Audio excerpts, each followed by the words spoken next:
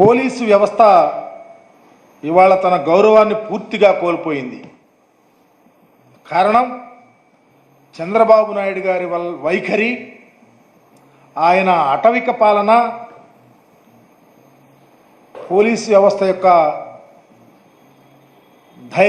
స్థైర్యాన్ని పూర్తిగా సమాధైపోయే విధంగా ఆయన పరిపాలిస్తున్న తీరు ఈరోజు రాష్ట్ర వ్యాప్తంగా అద్దం పడతా ఉంది. నిజంగా ఈ మధ్య 2 ఇన్సిడెంట్ చూసాం. నిన్న చిలకలూరుపేట ఎమ్మెల్యే గారి భార్య పుట్టినరోజుకి పోలీసులు సిఐలతో సహా వెళ్ళి కేక్ కట్ చేయటం, అలాగే నిజాన్ని నిర్భయంగా అనంతపురంలో ఒక సిఐ గారు చెబితే అక్కడ ఉన్నటువంటి శాసనసభ్యుడు జేసీ అస్మిత్ రెడ్డి ఆ సిఐ గారిని వీడియో కాల్లో నువ్వు ఎందుకు చెప్పావు అని క్షమాపణ చెప్పించినటువంటి తీరు, ఆ క్షమాపణ చెప్పింది ఆ వీడియోలో వైరల్ చేసినటువంటి పరిస్థితి. ఇంత దారుణమైనటువంటి పరిస్థితి ఆంధ్రప్రదేశ్లో పోలీసు వ్యవస్థను నిర్వీర్యం చేసే విధంగా చంద్రబాబు నాయుడు గారు పరిపాలన చేస్తూ ఉన్నాడంటే అసలు ఈ ప్రభుత్వం ఏర్పాటైన తర్వాత ఈ వ్యవస్థ ఎలా నీరుగారిపోయిందో ఒకసారి ప్రస్ఫుటంగా మీకు అర్థమయ్యే విధంగా చెప్పాల్సిన బాధ్యత మా మీద ఉంది. నిజంగా చంద్రబాబు గారు అధికారంలోకి వచ్చిన తర్వాత ఆ ప్రభుత్వంలో అత్యంత కీలకమైనటువంటి వ్యవస్థలని పూర్తిగా నీరు కార్చేశాడు. ఒక సిస్టమ్, తన ప్రభుత్వంలో రాజ్యాంగం ఉందని, చట్టాలు నియమాలు నిబంధనలు ఉన్నాయని, న్యాయ ప్రక్రియ చట్టబద్ధంగా జరగాలని ఆ ఆలోచన ఆయనకి ఏనాడు లేని పరిస్థితి ప్రస్ఫుటంగా కనిపిస్తూ ఉంది. ఈ రాష్ట్రానికి ముఖ్యమంత్రి హోదాలో చంద్రబాబు నాయుడు మొదటి నుంచి అధికారుల యొక్క ఆత్మస్థైర్యాన్ని దెబ్బతీసే విధంగా, ముఖ్యంగా పోలీసు యంత్రాంగాన్ని ఆత్మస్థైర్యాన్ని దెబ్బతీసే విధంగా ఒక పథకం ప్రకారం వ్యవస్థల్ని నీరుగార్చుకుంటూ వచ్చాడు. అవసరమైతే ఉన్నటువంటి పోలీసు అధికారుల్ని తన వ్యవస్థలో ఉన్నటువంటి మీడియా వ్యవస్థ ద్వారా అభూత కల్పనలు, వారిని నిర్వీర్యం చేసే విధంగా, మోరల్గా వీక్ అయ్యే విధంగా మరి కథనాలు రాయించటం, తర్వాత ఒక పరిస్థితి ప్రకారం వారి మీద వేటు వేయటం, ఈ విధంగా పోలీసు వ్యవస్థను పూర్తిగా నీరుగారి చేసినటువంటి పరిస్థితి ఆంధ్రప్రదేశ్లో చూస్తూ ఉన్నాం. ఈ మధ్యలో చంద్రబాబు గారు అధికారంలోకి వచ్చిన తర్వాత 16 మంది పైగా ఐపీఎస్లకు పోస్టింగ్లకు సంబంధించి లేకుండా చేశారు. నిజాయితీగా పనిచేసిన అధికారుల్ని విధులు బాధ్యతలు లేకుండా చేసి ఒక ప్రక్కన పెట్టినటువంటి పరిస్థితి. దీని ద్వారా రాష్ట్ర వ్యాప్తంగా ఒక ఆలోచన, చంద్రబాబు గారికి వ్యతిరేకంగా ఎవరన్నా ఉంటే వాళ్ళ గతి ఇంతే అనే విధంగా వాయిస్ వచ్చే విధంగా చేసినటువంటి పరిస్థితి. చంద్రబాబు గారు చెప్పిందే వేదం, టీడీపీ నాయకులు చెప్పిందే వేదం, లేకపోతే అదే చట్టం అనే విధంగా కూడా ఈరోజు రాష్ట్రంలో రాజ్యం వెళ్తున్నటువంటి పరిస్థితి రాష్ట్రంలో చూస్తూ ఉన్నాం. దీని ఫలితంగా వైఎస్ఆర్సీపీ శ్రేణులపైన, టీడీపీకి గిట్టని వారిపైన, సామాన్యులపైన దాడి, దౌర్జన్యాలు, ఆస్తుల ధ్వంసం, లేకపోతే హత్యలు జరుగుతూ ఉన్నా ఎవరు పట్టించు. దానికి కారణం చంద్రబాబు గారు పంపిన సందేశం. దానివల్ల పోలీసు వ్యవస్థ క్రియాహీనంగా మారిపోయినటువంటి పరిస్థితి ఈ రాష్ట్రంలో చూస్తూ ఉన్నాం. దీనికి అంత బాధ్యుడు చంద్రబాబు గారే, స్వయాన ముఖ్యమంత్రే. ఉదాహరణకి నంద్యాలలో ఇన్సిడెంట్ జరిగింది. నంద్యాల సమీపంలో సీతారాంపురంలో సుబ్బారాయుడు హత్య, అయ్యా నన్ను చంపేస్తూ ఉన్నారు, నా పోలీసులు సపోర్ట్ కావాలి, నన్ను రక్షించందని గగ్గోలు పెడితే ఆయన ఉన్న ప్రాంతం ఎంత దూరం, పోలీసు జిల్లా యంత్రాంగానికి 15 కిలోమీటర్ల దూరంలో ఉంటే ఒక్క పోలీసు కూడా వెళ్ళాల. దానికి కారణం చంద్రబాబు గారు ఇచ్చిన లైన్. ఏం చేస్తే ఏం జరుగుతుందో, చివరికి మా మీదకేమొస్తుందని పోలీసులు భయపడి ఇలాంటి దురాఘాతాలు కూడా ఈ రాష్ట్రంలో జరిగిన తీరు చాలా బాధాకరం.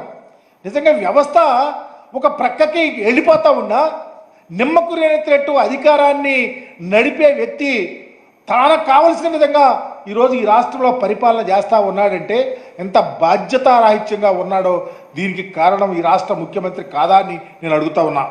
నేను ఇలాంటి చంద్రబాబు నాయుడు గారు ఇలా తప్పుడు సంకేతాలు, తన మాట వినని ఐఏఎస్ ఐపీఎస్ అధికారుల మీద వాళ్ళ ప్లాన్ ప్రకారం వారిని బ్యాట్ చేస్తూ భయభ్రాంతులు చేస్తున్న తీరు ఈ రాష్ట్రంలో కాదు, నిజంగా దేశంలో ఉన్నటువంటి ఈ పోలీసు ఐఏఎస్ ఐపీఎస్ అధికారుల వ్యవస్థకు కళంకితమయ్యే పరిస్థితి వస్తూ ఉంది. దానికి హాజ్యుడు చంద్రబాబు నాయుడు గారు అని చెప్పడానికి ఏమాత్రమూ వెనుకాడుస్తుంది. ఈ విధంగా చేయటం వల్ల, ఈ విధంగా వ్యవస్థ నడపటం వల్ల ఈ రాష్ట్రంలో రాజకీయ కక్షలతో ఒక ప్రక్క తలలు తెగిపడుతున్నా, మానభంగాలు జరుగుతూ ఉన్నా, ఏం జరుగుతూ ఉన్నా ఈ రాష్ట్రంలో నిమ్మకి నీరెత్తినట్టు వ్యవస్థలు ఆగిపోయి కళ్ళు లేని కబోజుల్లాగా ఉంటే ఈ విధంగా ఏమనుకోవాలి? చివరికి ప్రజలను రక్షించాల్సినటువంటి పోలీసులే ఈరోజు తమకు తాను రక్షించుకోవటానికి చివరికి ఆత్మరక్షణలోకి వెళ్ళిపోయారంటే దీనికి బాధ్యత చంద్రబాబు గారి యొక్క ఆలోచన సరళి, ఆయన పరిపాలన తీరు అని మాత్రం పూర్తిగా అర్థమవుతూ ఉంది. ఈరోజు చంద్రబాబు గారి ఆదేశం మేరకు చివరికి బాధితులపై కేసులు పెడుతుంటే ఏ సామాన్యుడైనా పోలీసుల దగ్గరికి ఎందుకు వెళ్తాడు? పోలీసుల వల్ల మాకు న్యాయం జరిగింది, పోలీసులు మాకు అండగా ఉంటారు, మాకు రక్షణ ఉంది అని చెప్పుకోవటానికి ఎక్కడ అవకాశం ఉంది? దాడులు, అఘాయిత్యాలు, అమానుషాలు, వెలివేతలు వీటన్నిటికీ కారణంగా చంద్రబాబు ప్రభుత్వం, చంద్రబాబు గారు నడుపుతూ ఉన్నారే. రాజ్యాంగం మీద, ఏ రాజ్యాంగమేనా? రాజ్యాంగం మీద నడుపుతా ఉందా ఈ పరిపాలన? ఇది ఒక నారావారి రెడ్ బుక్ పరిపాలన కాదు అని అడుగుతా ఉన్నా. దీనికి ఎవరు సమాధానం చెప్తారు? ఎందుకంటే నడిచేది నారావారి రాజ్యాంగం.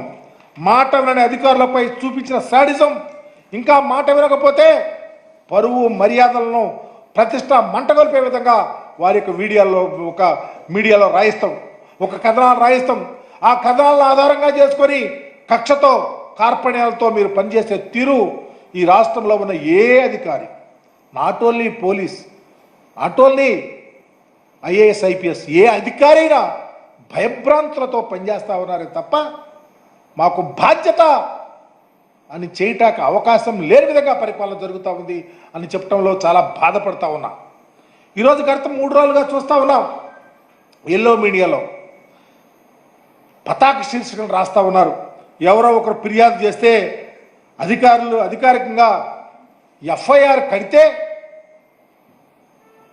దానికి కట్టిన అధికారుల మీద, దాన్ని యాక్ట్ చేసిన అధికారుల మీద కక్ష, కార్పణ్యం, మీరు రాస్తున్న రాతలు, చివరికి సంబంధం లేని రాజకీయ నాయకులు కూడా దానిలో తీసుకొని వచ్చి మీ క్రీడ చేస్తున్నటువంటి తీరు చాలా బాధాకరం. ఇలాంటివి జరగకూడదు.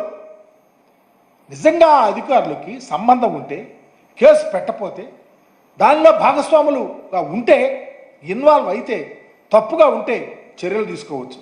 ఏమీ లేదు, ఎవరో కంప్లైంట్ ఇస్తే ఆ కంప్లైంట్ ఎఫ్ఐఆర్ ఉంటే, ఎంక్వైరీ జరుగుతూ ఉంటే, ఇప్పుడు నువ్వు అధికారుల మీద చర్య తీసుకొని ఇతర పోలీసు అధికారులు ఉన్నారు ఇష్టం వచ్చినట్టు రాస్తూ ఉంటే ఎవరు బాధ్యత? ఏ విధంగా ఏ ఆలోచనతో మీరు పరిపాలన చేస్తూ ఉన్నారు? ఎటుపోతా ఉంది ఈ యొక్క వ్యవస్థ అని అడుగుతూ ఉన్నాను. ఎంత దారుణం అంటే చివరికి పోలీసు వ్యవస్థ నిర్వీర్యమైపోయే పరిస్థితి ఈ రాష్ట్రంలో దాపురించింది అని చెప్పడానికి బాధేస్తూ ఉంది. ఎంత దారుణం అంటే చివరికి టీడీపీ ఎమ్మెల్యేలకి, మంత్రులకి, వాళ్ళ భార్యలకి, నాయకులకి జిహజారా నాసింది వ్యవస్థలు. మీరు చూశారు పాపం పుల్లారావు గారు చాలా మంచి మిత్రులు, వారి భార్య గారి యొక్క పుట్టినరోజు అంట పోలీసు అధికారులు వెళ్ళి కేక్ కట్ చేస్తూ ఉన్నారు. ఇదే ఆ వ్యవస్థ. ప్రజలను రక్షించాల్సినటువంటి వ్యవస్థ వెళ్ళి మీ దగ్గర మోకరిల్లే విధంగా చేస్తూ ఉన్నారంటే ఈ రాష్ట్రంలో ఎంత భయభ్రాంతులు చేస్తూ ఉన్నారు. వ్యవస్థలను చంద్రబాబు నాయుడు వాళ్ళ టీం అని చెప్పడానికి నిలువుటద్దం. భట్టిప్రోల్లో ఒక తెలుగుదేశం కార్యకర్త ఒక సబ్ ఇన్స్పెక్టర్ని చొక్కా పట్టుకుంటే తరువాత వీడియో కాన్ఫరెన్స్లో ముఖ్యమంత్రి గారు అది జరగలేదంటున్నాడు. ఇది కళ్ళు లేని కబోజులా ప్రజలు? ఒక సీనియర్ సర్కిల్ ఇన్స్పెక్టర్ నిజాయితీగా ఉన్నది ఉన్నట్టు చెబితే ఒక ఎమ్మెల్యే వీడియో కాల్లో క్షమాపణ చెప్పిస్తే రాష్ట్ర వ్యాప్తంగా సర్క్యులర్ చేసి పోలీసు వ్యవస్థ యొక్క మనోధైర్యాన్ని దెబ్బతీస్తే నిజమైన పోలీస్ అధికారి ఈ రాష్ట్రంలో పనిచేయగలుగుతాడా అని అడుగుతా ఉన్నాం. ఇకపోతే మీరు చూసారు ఒక మంత్రి గారి భార్య కడప జిల్లాలో, ఆమెకు పోలీసు స్పెషాలిటీ కొట్టాలా? ఇదంతా ఎందుకు?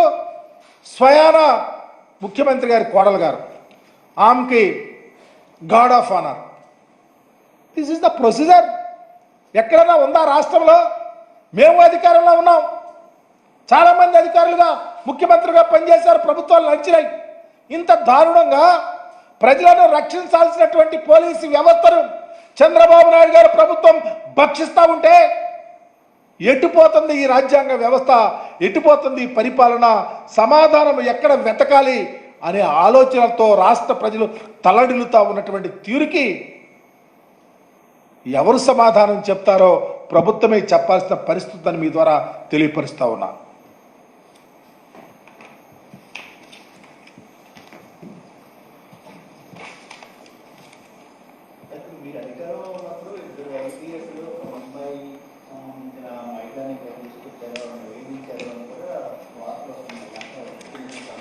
అదే నేను మీకు లోతుగా వెళ్లకుండా గత 3 రోజుల నుంచి ఎల్లో మీడియా పతాక శీర్షికల్లో చూస్తున్నాం. ఎవరో ఒక వ్యక్తి ఫిర్యాదు చేస్తే ఆ అధికారికంగా ఎఫ్ఐఆర్ కడితే ఒక వ్యవస్థ పోలీసుల దగ్గరికి వెళ్ళి ఒకళ్ళ కంప్లైంట్ ఇస్తే ఎఫ్ఐఆర్ కట్టి ఎంక్వైరీ జరుగుతూ ఉంటే దాన్ని తీసుకొని వచ్చి పోలీసు అధికారులు భయపెట్టారేనో, ఎక్కడో బంధించారేనో. ఈ పోలీసుల దగ్గరికి ఒక కంప్లైంట్ వస్తే కేసు కట్టారు, ఎఫ్ఐఆర్ ఉంది, ఇప్పటికీ కేసు ఉంది. దీంట్లో మీరు రాద్ధాంతం చేయటం ఏంటి? ఆ అధికారులను ఇష్టం వచ్చినట్టు భయభ్రాంతులు చేయటం ఏంటి? వారి యొక్క క్యారెక్టర్ని అసాసినేట్ చేయటం ఏంటి? దీనిలో ఒక రాజకీయ నాయకులు తీసుకురావటం ఏంటి? వారిని కూడా వారి యొక్క అంటే రాజకీయ మనుగడ లేకుండా మీరు అభూత కల్పనలతో వారి యొక్క కుటుంబాలను, వారి యొక్క రాజకీయ వ్యవస్థను నాశనం చేయాలని ఒక ఆలోచనే తప్ప ఇంతకన్నా ఏముందని అడుగుతా ఉన్నాం. దీంట్లో తప్పు ఎక్కడుందని అడుగుతా ఉన్నాం. తప్పుంటే ఆ అధికారులు ఇచ్చేటువంటి ఫిర్యాదులు పట్టించుకోకపోతే, వాళ్ళకి రెస్పాండ్ అవ్వకపోతే, అకౌంటబిలిటీ చూపించకపోతే మీరు ఏదన్నా మాట్లాడచ్చు, చేయొచ్చు. ఏది ఎలా చేయాలో ఒక సిస్టమ్ ప్రకారం కంప్లైంట్ని తీసుకుని ముందుకెళ్తే దానిని కూడా చిలవల పలవలగా రాసి మీరు ఎల్లో మీడియాలో రాయించి మీరు కథనాలను చేయించి మా రాజకీయ నాయకుల మీద కక్ష చేస్తూ ఉంటే న్యాయం ఎక్కడుందని అడుగుతా ఉన్నా. ఎవరిచ్చిన ఫిర్యాదు? ఒక పోలీస్ స్టేషన్కి వైసీపీ ఇచ్చిందా, టీడీపీ ఇచ్చిందా, చంద్రబాబు నాయుడు గారు ఇచ్చారా, నాగార్జున ఇచ్చారా? కాదు, ఎవరు ఫిర్యాదు ఇస్తే దాన్ని తీసుకొని రిజిస్టర్ చేయాలి. ఆనాడే అవ్వచ్చు కదా, మేము ఇచ్చిన ఫిర్యాదు తీసుకోలేదు, మాకు అన్యాయం జరిగిందని ఏమైపోయారని అడుగుతా ఉన్నాం. ఇచ్చిన ఫిర్యాదు రిజిస్టర్ చేసి ఎఫ్ఐఆర్ కడితే అంతకన్నా ఏం కావాలని అడుగుతా ఉన్నా. ఇదేనా న్యాయం, ధర్మం ఈ రాష్ట్రంలో? ఈ కక్షల కార్పణ్యాలకి తార్కాణకు విలయతాటం చేస్తున్న తీరుకి ఇది నిదర్శనం కాదని అడుగుతా ఉన్నా.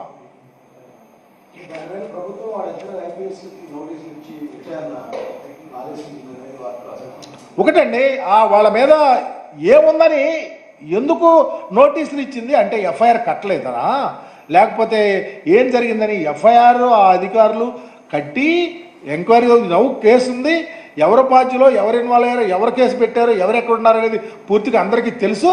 దాన్ని ఇప్పుడు వెలికి తీసి ఏదో కొండందోవి ఎలుకను పట్టినట్టు చేయటం అనేది ఎటుపోతుందో చూద్దాం.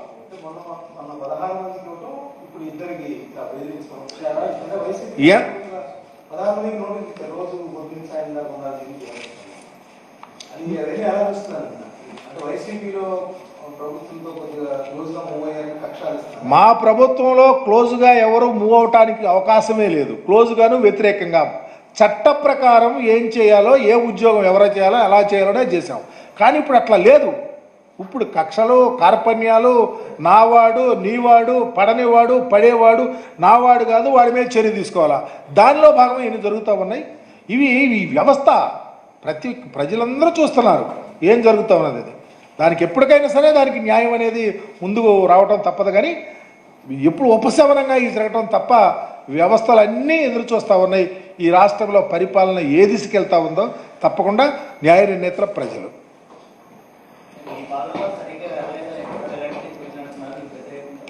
ఏమండి, వ్యవస్థలో మా పాలనలో సరిగా వెళ్ళలేదు.